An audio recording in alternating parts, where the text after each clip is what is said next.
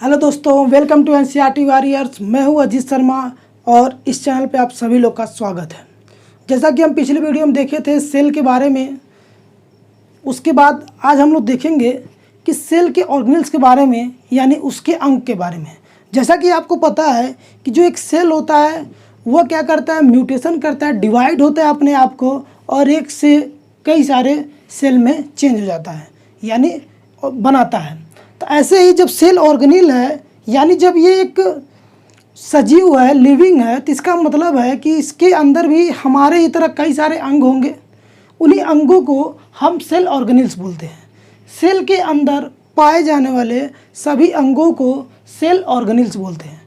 कौन कौन से पाए जाते हैं? जैसे cell membrane, cell wall, mitochondria, Golgi apparatus, centrosome, ribosome, lysosome, ठीक है, माइटोकॉन्ड्रिया, तमाम ये चीज़ें हैं जिसको हम लोग इसमें देखेंगे। सभी सेल ऑर्गेनेल्स को देखेंगे, ठीक है, और बहुत इजी लैंग्वेज में हम समझने की कोशिश करेंगे।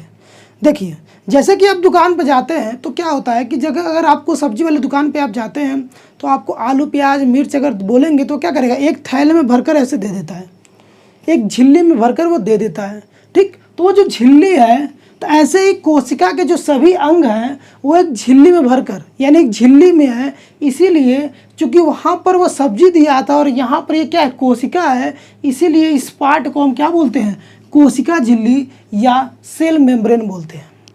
अब क्वेश्चन आता है कि सेल मेम्ब्रेन दोनों पाया जाता है कि एक में पाया जाता है? तो प्लांट और एनिमल दोनों में पाया जाता है। कि जैसे मान लीजिए यहाँ पर ये है, ठीक, ऐसे ही प्लांट में भी होता है, उसके भी अपने सेल मेम्ब्रेन होते हैं, एनिमल में भी अपने सेल मेम्ब्रेन होते हैं।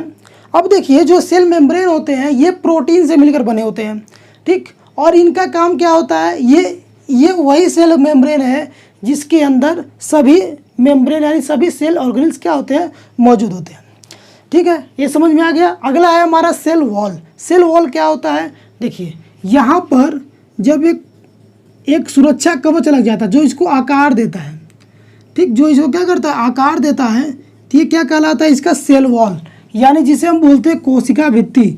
जैसे मान लीजिए कभी कभी आप उसी सब्जी को ले रहे हैं और सामान ज़्यादा हो जाता है, तो क्या करता है दुकानदार, उस झिल्ली पे क्या करता है, एक और झिल्ली लगा देता है, ठीक, जिससे क्या हो, और मजबूत हो जाए।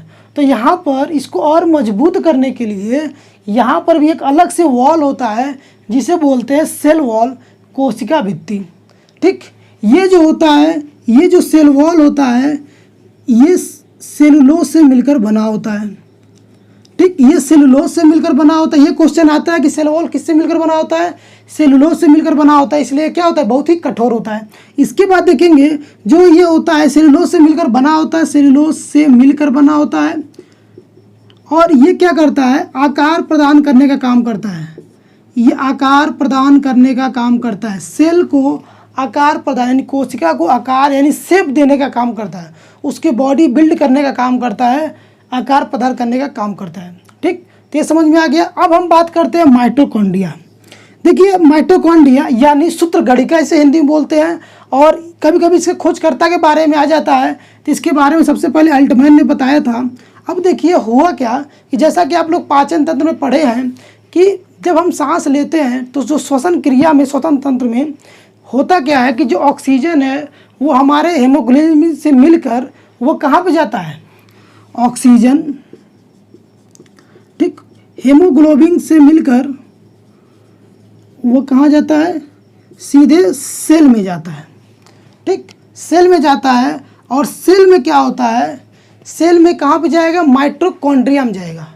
और माइटोकॉन्ड्रिया में होता क्या है, ये जब ये जाते हैं ऑक्सीजन, तो ये वहाँ पर जाकर क्या करता है, क्रेब्स साइकिल चलाता है, क्रेब्स साइकिल चलाता है। क्रेब्स साइकिल क्या होता है, कभी कभी पूछता है कि क्रेब्स साइकिल कहाँ चलाया जाता है, तो ये क्रेब्स साइकिल कहाँ चलाया जाता है, माइटोकॉन्ड्रिया में।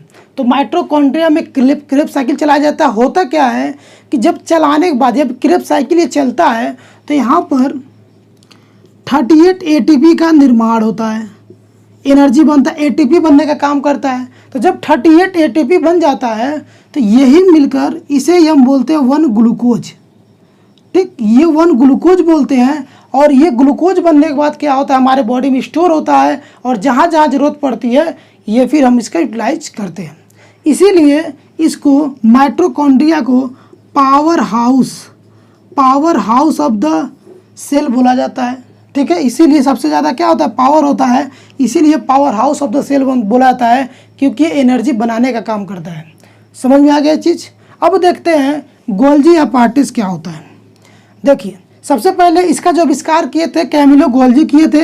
हिंदी में भी इसको यही बोलते हैं, इसलिए मैंने हिंदी नहीं लिखा। कैमिलो गोल्जी इसका आविष्कारक है। और ये क्या है, गोल्जी अपार्टिस। होता क्या है इसमें कि जैसे आप जानते हैं ये जो है ट्रांसपोर्टेशन का काम करता है, ट्रांसपोर्टेशन का काम करता है। ठीक है, इसको आप लोग लिख लीजिएगा कि ऑक्सीजन गया हीमोग्लोबिन के साथ मिलकर वो हमारे सेल में जाता है, और सेल के अंदर क्या होता है, ये मिलकर ऑक्सीजन क्या करते हैं, क्रेब साइकिल चलाते हैं, जिसके फलस्वरूप 38 एटीपी का निर्माण होता है।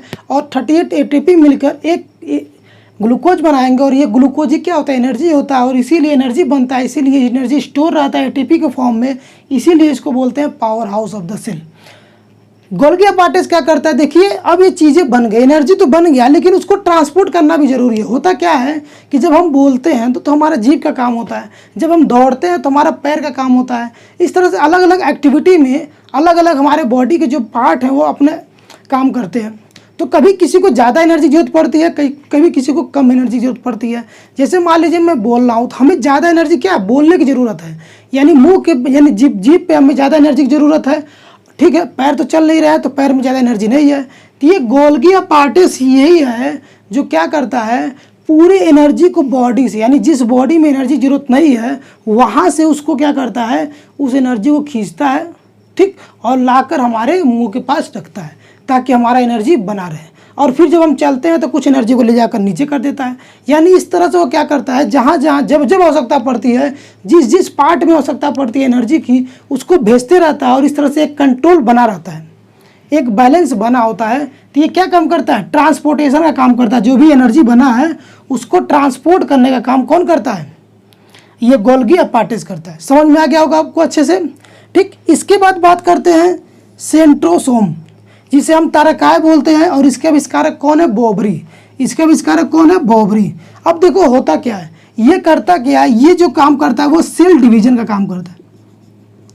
अब देखिए सेल डिवीजन का मतलब ये नहीं हुआ कि सेल का टूटना, सेल डिवीजन का मतलब एक कतई भी नहीं है कि सेल का टूटना। सेल डिवीजन का मतलब है कि एक सेल डिवाइड होकर अपने जैसे दो सेल को निर्माण कर रहा है, अपने जैसे दो सेल का क्या कर रहा है, निर्माण कर रहा है। इसका मतलब यहाँ पर ये होता है। सेंट्रोसोम में क्या होता है, बोबरी ने आविष्कार किया, और इसका काम क्या है, कोशिका विभाजन का काम है। इसे हिंदी में लिख लीजिए, कोशिका विभाजन, कोशिका विभाजन। ठीक, कोशिका विभाजन। अब देखिए क्या होता है, ये अपने जैसे ही दो कोशिका को बनाता है। और एक चीज़ और है कि आप जानते हैं कि हमारे बॉडी में जो सबसे ज़्यादा जो सेल डिवीज़न होता है वो हमारे लीवर में होता है। ठीक, सबसे ज़्यादा सेल डिवीज़न कहाँ होता है, हमारे लीवर में, और जो सबसे कम होता है वो हमारे ब्रेन में होता है।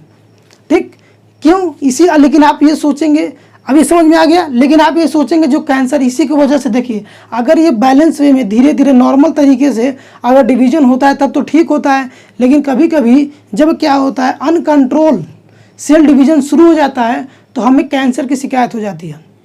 जब विभाजन, कोशिका विभाजन बिना कंट्रोल के लगातार विभाजन होना शुरू हो जाता है तो वह कहाँ पे हो जाता है, वो उसका कारण होता है कैंसर हो जाना शुरू हो जाता है। ठीक, तो ये भी एक प्रॉब्लम है। तो सेल डिवीज़न एक लिमिट वे में होना चाहिए, एक नॉर्मल तरीके से होना चाहिए, तभी हमारा बॉडी अच्छे से रह सकता है। लेकिन अगर ज़्यादा हो गया, कम हो गया तो भी क्या कर सकता है, प्रॉब्लम क्रिएट कर देगा, यानी कैंसर जैसी बीमारी हो जाती है। ठीक है, अब देखिए ब्रेन में आप ये सोचेंगे कि अगर ऐसा है तो ब्रेन में तो होता ही नहीं है, तो वहाँ पर भी तो कैंसर हो जाना चाहिए। तो आप सुने होंगे ब्रेन ट्यूमर हो जाता है। ब्रेन ट्यूमर में क्यों हो जाता है, क्योंकि ब्रेन में होते हैं न्यूरॉन, और न्यूरॉन जो होता है वो बहुत तेज़ी से वहाँ पर तो एकदम नहीं चलता है। लेकिन यहाँ पर एक पार्ट ऐसा भी होता है ब्रेन में, 10% ऐसा भी होता है जहाँ पर सेल डिवीज़न होते हैं, तो उनके ज़्यादा से ज़्यादा डिवीज़न करने की वजह से हमारे ब्रेन ट्यूमर हो जाता है। ठीक है, हम एक अलग से जब हम ब्रेन के बारे में पढ़ाएंगे तो वहाँ पे एक एक चीज़ को अच्छे से आपको डिफाइन कर देंगे। अभी के लिए आपका यह है कि सेंट्रोसोम में क्या होता है, रकाय बोलते हैं, और ये बोबरी नामक अब इन्होंने आविष्कार किया था। इसका काम होता है सेल डिवीज़न। सबसे ज़्यादा कहाँ पे होता है, लीवर में, और जो सबसे कम होता है वो होता है ब्रेन में। ठीक, ये क्वेश्चन आता है। सबसे ज़्यादा सेल डिवीजन कहाँ पे होता है? सबसे तेज़ी से लीवर में, और सबसे धीरे कहाँ पे होता है? तो होता है ब्रेन में। समझ में आ गया आपको इन चारों चीज़ों के बारे में? अब इसको अच्छे से आप लोग नोट डाउन कर लीजिए, स्क्रीनशॉट ले लीजिए, और इसके बाद हम लोग आगे के जो पार्ट है उसको हम लोग देखेंगे। Thank you.